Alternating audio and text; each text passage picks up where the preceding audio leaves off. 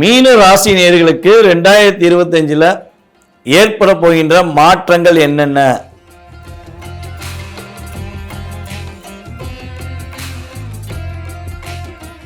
மீனாட்சியின் அளவுல்லா ஆசீர்வாதம் பெற்ற ராசினா நம்மளுடைய மீன ராசி தான். மீன ராசிக்காரர்கள் மீனாட்சியை வழிபாடு உறுதியாக மாதத்துக்கு ஒரு தடவையாக பண்ணணும், அட்லீஸ்ட் வருஷத்துக்கு 2 தடவையாக பண்ணணும். இது ஏன் ஃபஸ்ட்டு உங்களுக்கு முதலே சொல்கிறேன்னா, லைஃப்பில் மாற்றம் வேணும்னு எதிர்பார்க்குறதுல முதன்மையான நபர்கள் தான் நீங்கள். எப்பயுமே அப்டேட் ஆகிக்கிட்டே இருப்பீங்க. எந்த விஷயமா இருந்தாலும் அதில் அப்டேட் உங்கள்கிட்ட இருந்துக்கிட்டே இருக்கும். அப்படியே அமைதியாக இருக்கிற மாதிரி தான் தெரியும், ஒரு விஷயத்தை அப்படியே பார்த்துக்கிட்டே இருக்க மாதிரி தெரியும். ஆனால் அப்டேஷன் உங்கள்கிட்ட ரொம்ப சூப்பராக இருக்கும். ஸோ அந்தளவுக்கு ஒரு அப்டேஷன் கொண்ட உங்களுக்கு ஒரு கிடைக்க வேண்டிய விஷயம் அப்படியே கிடைக்கணும்னா நீங்கள் மதுரை மீனாட்சி அம்மனை உறுதியாக மறக்காமல் போய் வழிபாடு செய்யுங்க சார். வழிபாடு செஞ்சுட்டு உங்களுடைய கருத்தை சொல்லுங்கள் சார். போனேன், நீங்கள் சொன்ன மாதிரி நான் பண்ணேன், என் லைஃப்பில் பெரிய ஒரு ரிசல்ட் கிடச்சிச்சின்னு சொல்லி நீங்கள் ஃபோன் பண்ணி சொல்கிறத விட எனக்கு ஃபீட்பேக்காக கொடுங்க. எனக்கு அது போதும். நீங்கள் சந்தோஷமாக இருந்தீங்கன்னு சொல்லி சொன்னாலே அதுவே என்னுடைய கர்மாவுடைய விஷயங்களில் ஒரு அற்புதமான செயல்பாடு. ஓகேவா? ஸோ எப்போவுமே 4 பேருக்கு நல்லது செய்யணும்னு நினைக்கிறதுல நீங்கள் ஒரு அற்புதமான நபர். அப்படிப்பட்ட நல்ல உள்ளம் கொண்ட உங்களுக்கு நான் ஒரு அற்புதமான விஷயத்த சொல்லணும்ல. ஸோ அப்போ எனக்கு ஒரு பாக்கியம் கிடைக்கும்ல, அதனால தான் சொல்கிறேன். ஸோ கண்டிப்பாக கடைப்பிடிங்க. இந்த 2025 ஜென்ம சனியாக குரு பகவான் வரப்போகிறாரு. ராகு பகவான் உங்கள் ராசிக்கு 12ஆம் இடத்துல அயன சயன பாவகத்தில் நகர்ந்து செல்ல போகிறாரு. உங்களுடைய கிரகமைப்பில் 4ஆம் இடமான சுகஸ்தானத்தில் குரு பகவான் போக போகிறாரு. எல்லா கிரகங்களும் மாற்றங்கள் செய்ய போகுது. அப்போ என்னோடய வாழ்க்கையிலும் மாற்றம் இருக்குமான்னு எதிர்பார்க்குற உங்களுக்கு உறுதியாக மாற்றம் உண்டு. அந்த மாற்றம் என்னங்கிறத தெரிஞ்சுக்கிறதுக்கு முன்னாடி கடந்த காலங்களில் அந்த 2.5 வருடங்கள் 1 வருடத்துக்குள்ளே என்னென்ன விஷயங்கள்லாம் நீங்கள் சந்திச்சிருக்க வாய்ப்பு இருக்கும். ஏன்னா உங்களுக்கு கடந்த கால நிகழ்வுகளில் நடந்த விஷயங்கள் நான் சொன்ன மாதிரி சில விஷயங்கள் நடந்துச்சு, இல்லை பல விஷயங்கள் அப்படியே நடந்துச்சுன்னா நான் சொல்ல போகிற இந்த எதிர்கால விஷயங்களும் நடக்குங்கிற நம்பிக்கை உங்களுக்கு வருங்கிறனால நான் உங்களுக்கு இந்த விஷயங்களை சொல்கிறேன். என்னென்ன விஷயங்கள் அப்படின்னு பார்த்தா, வெளிநாட்டுக்கு முயற்சி எடுத்து வெளிநாடு போக முடியாமல் தடை ஏற்பட்டிருக்கும். வேலையில் இடமாற்றத்துக்காக காத்திருந்து வேலையில் இடமாற்றம் இல்லாமல் இருந்த இடத்திலே வேலையை பார்த்து கஷ்டப்பட்டிருப்பீங்க. அதே போல் பார்த்தீங்கன்னா உங்களுடைய உறவின் தன்மை, அதாவது நட்புனாலும் சரி, அது மேரேஜ் முடித்து கல்யாண வாழ்க்கையாக இருந்தாலும் சரி, அதில் ஒரு சில விரக்திகளை சந்திச்சிருப்பீங்க. வீட்டுக்கு போகணுன்னாலே ஒரு வருத்தத்தோடு போகக்கூடிய சூழ்நிலைகள் சில பேருக்கு இருந்திருக்கும். அதே போல் பார்த்திங்கன்னா முயற்சி எடுத்து முடியலடா சாமி, முடியலை, என்னால் முடியலை அப்படின்னு சொல்லி கொஞ்சம் அதிகமாக யூஸ் பண்ணியிருப்பீங்க வார்த்தைகளை. உங்களுடைய அப்பா உங்களை புரிந்து கொள்ளாமல் உங்களை சில நேரங்களில் காயப்படுத்தியிருப்பாங்க. இல்லை, அப்பாவை நீங்கள் புரிஞ்சுக்கிறாமல் சில நேரத்தில் காயப்படுத்திட்டு வருத்தப்பட்டிருப்பீங்க. ஆகா, நம்ம அப்பாவை போய் இப்படி கஷ்டப்படுத்திட்டோமே அப்படின்னு சொல்லி நீங்கள் சொல்லியிருக்க வாய்ப்புண்டு. அல்லது உங்கள் அப்பா கஷ்டப்படுறத பார்த்து மன ரீதியாக டிஸ்டர்ப் ஆகிருப்பீங்க. ஸோ இந்த சூழ்நிலைகள் ஓரளவுக்கு உங்களுக்கு அதிகமான தாக்கத்தையும் மன வருத்தத்தையும் கொடுத்தது உண்மை என்றால், உங்களுக்கு இயல்பாகவே உங்களுடைய சுய ஜாதகத்திலும் அந்த பாதிப்பு வலு இழந்திருந்தனால அப்படியே கிடச்சிருக்கு. கொஞ்சம் நார்மலாக பர்ஃபெக்டாக சுய ஜாதகம் நல்லா இருந்துச்சுன்னா உங்கள் லைஃப்பில் கொஞ்சம் கொஞ்சமாச்சும் இந்த கஷ்டத்தை நீங்கள் சந்திச்சிருப்பீங்க. ஸோ இந்த சூழ்நிலைகள்லாம் உங்களை விட்டு வெளியேறிடுமா? அதுவும் கடன் பிரச்சனை. மீனராசிக்காரங்களை யார் இந்த 2.5 வருஷத்துக்கு முன்னாடி கடன் வாங்கினீங்களோ அந்த கடனால் நீங்கள் பட்ட மன அழுத்தம் ரொம்ப அதிகம். அது உங்களுக்காண்டி வாங்கின கடனாகவும் இருக்கலாம், அல்லது யாருக்காவது கூட இருக்கவங்களுக்கு கையெழுத்து போட்டு மாட்டிக்கிட்ட கடனாக கூட இருக்கலாம். அந்த கடனால் நீங்கள் கஷ்டப்பட்டது, உடல் ரீதியாக அதாவது உடல் ரீதியாக சில பிரச்சனையை சந்தித்ததெல்லாம் மறக்கவே முடியாது அப்படின்னு கூட இருக்கும். ஸோ இதெல்லாம் நடந்தது உண்மை என்றால் உங்களுடைய கருத்துக்களை கமெண்ட் பாக்ஸில் கொடுங்க. நடக்க போகிற விஷயத்தை நான் கொடுக்குறேன். ஓகேவா? ஸோ நடக்க போகிற விஷயங்கள் அப்படிங்கிறது என்னென்னா, ஜென்ம சனி உங்களுக்கு பாதிப்பை கொடுத்துருவாராங்கிற தாக்கம் இருக்குது பார்த்தீங்களா, அந்த தாக்கத்தை மறந்துடுங்க. இந்த 11ஆம் இடத்துக்கும் 12ஆம் இடத்துக்கு அதிபதியான சனி பகவான் உங்கள் ராசியில் அமர போகிறாருன்னா உங்களுடைய வாழ்க்கையில் உங்களுடன் இருப்பவர்களுடைய இயல்பான கேரக்டரை ஃபஸ்ட்டு காட்டி கொடுக்க போகிறார். இவ்வளவு நாளாக உங்களுக்கு மறைமுகமாக உங்களுக்கு தாக்கத்தை கொடுத்து உங்களுடன் இருந்த நபர்கள் யார் யார் உண்மையானவங்க யார் யார் போலியானவங்கிறத காட்டி கொடுத்துருவார்.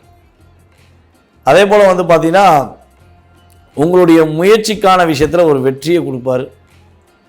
நீங்கள் ஏன் முயற்சி எடுக்க மாட்டீங்க, நீ முயற்சி எடு உனக்கு வெற்றி உண்டுங்கிறத கிரகங்கள் கொடுக்க போகுது. புதிய உறவுகள் மூலமாக உங்களுக்கு நன்மை கிடைக்கும். அவர்கள் மூலமாக அதிவிதமான லாபங்கள் சம்பாதிப்பீங்க. அப்போ நீங்கள் ஒரு புதிய இடத்துக்கு வேலைக்கு இடமாற்றம் அடைய போகிறீங்கிறத இதை வச்சு தெரிஞ்சுக்கலாம். நீங்கள் பழைய இடத்துலேருந்து கஷ்டப்பட்ட காலம் போதும், நீ புதிய இடத்துல போய் வேலை பாரு. அதன் மூலமாக புதிய நட்புகள் கிடைக்கும், புதிய உறவுகள் கிடைக்கும். உங்களுக்கு உடன் பிறந்த சகோதர சகோதரிகள் மாதிரி அவங்க உதவுவாங்க. ஸோ அதன் மூலமாக நீங்கள் மகிழ்ச்சியை சந்திக்க வாய்ப்புண்டு. புதிய தொழில் தொடங்குவீங்க. புதிய தொழில் தொடங்கி அதில் அதிவிதமான லாபத்தை சம்பாதிப்பீங்க. புதிய வாடிக்கையாளர்கள் உங்களை வந்து சந்திப்பாங்க. அதே போல் வந்து பார்த்திங்கன்னா ஏற்றுமதி இறக்குமதி பிஸ்னஸ் பண்ணுற உங்களுக்கு நல்ல ஒரு மாற்றம் உண்டு. பெரியவர்களின் ஆசீர்வாதம் உங்களுக்கு ரொம்ப அற்புதமாக கிடைக்க போகுது. உங்களுடைய முன்னோர்கள், உங்களுடைய பெற்றவர்கள், உங்கள் கூட இருக்கும் வயது மூத்தவர்கள் எல்லாமே உங்களுக்கு ரொம்ப சப்போர்ட்டாக இருப்பாங்க.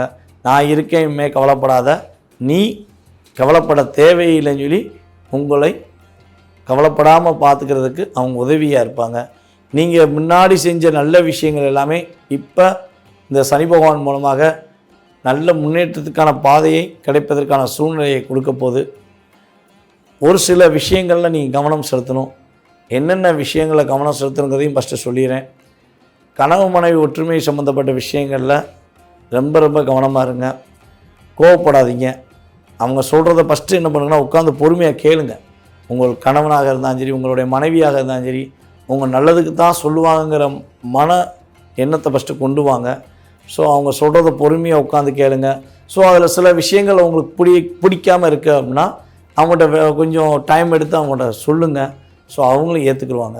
அவங்க சொல்கிறத வர்றதுக்கு முன்னாடியே சொல்லாத, எனக்கு தெரியும் நான் செய்வேன் அப்படின்னு சொல்லி சொல்கிறத தயவுசெய்து இந்த காலகட்டங்களில் நிப்பாட்டிக்கோங்க. அப்படி நிப்பாட்டிக்கிட்டிங்கன்னா நீங்கள் என்ன நினைக்கிங்கிறத அவங்கள்ட்ட சொல்ல முடியும். அவங்க இவங்கள்ட்ட என்ன சொல்ல வராங்கிறதையும் உறுதியாக நீங்கள் புரிஞ்சு கொள்ள முடியும். அதே போல் மீனராசியில் உள்ள அன்பு நேயர்களுக்கு இந்த வட்டம் உறுதியாக புதிய ஆடை ஆபரணங்கள் வாங்குறதுக்கான வாய்ப்பு, புதிய வண்டி வாகனங்கள் வாங்குறதுக்கான வாய்ப்புலாம் அதிகமாக இருக்குது. ஸோ வீடு கட்டுறதுக்கான முயற்சிகள் எடுங்க. ஆனால் வீடு கட்டுறதுக்கான முயற்சிகள் எடுக்கும்போது சில நேரங்களில் கடன் வாங்க வாய்ப்பு இருக்கும். ஸோ பிரம்மாண்டமாக கட்டுறேன்னு சொல்லி மாட்டிக்கிற வேண்டாம். ஸோ கரெக்டான ஒரு தொகை, உங்களால் எந்த அளவுக்கு அந்த தொகையை திரும்ப கட்ட முடியும்னு நினைக்கிங்களோ அந்த தொகை வாங்கி வீடு கட்டுறதுக்கான முயற்சி எடுத்திங்கன்னா பாதிப்பு கிடையாது.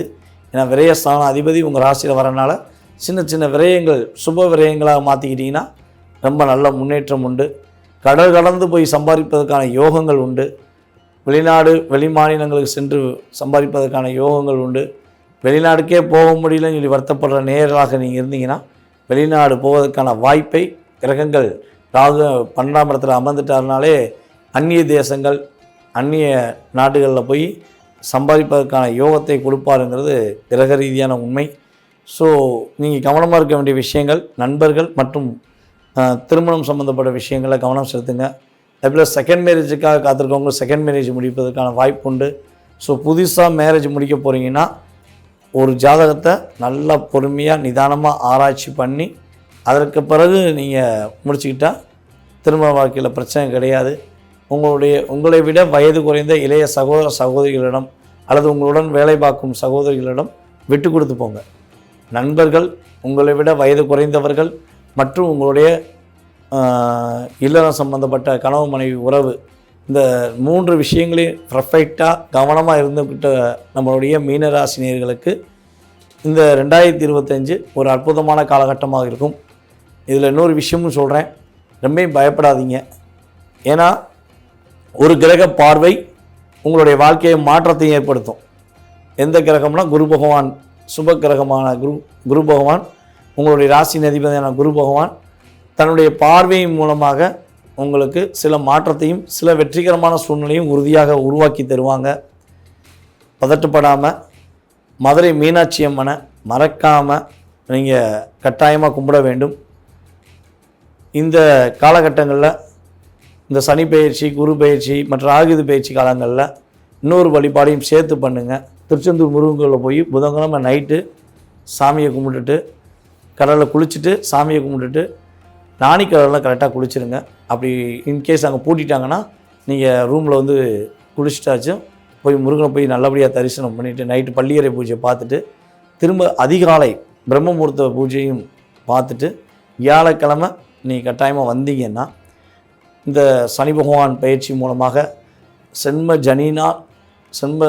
சனி பகவானால் ஏற்படுகின்ற சிறு சிறு பாதிப்புகள் உங்களுக்கு கட்டாயமாக வராது. நீங்கள் இந்த 2025 சிறப்பான வருடமாக நீங்கள் பெறக்கூடிய வாய்ப்பாக உறுதியாக இருக்கும் என கூறிக்கொள்கிறேன். உங்களுடைய வாழ்க்கையில் அனைத்து விதமான வெற்றிகளும் மகிழ்ச்சிகளும் இந்த 2025 சனி பகவான், குரு பகவான் மற்றும் ராகு பகவான் அள்ளி கொடுக்கப் போகிறார்கள் என்பதை கூறிக்கொள்கிறேன்.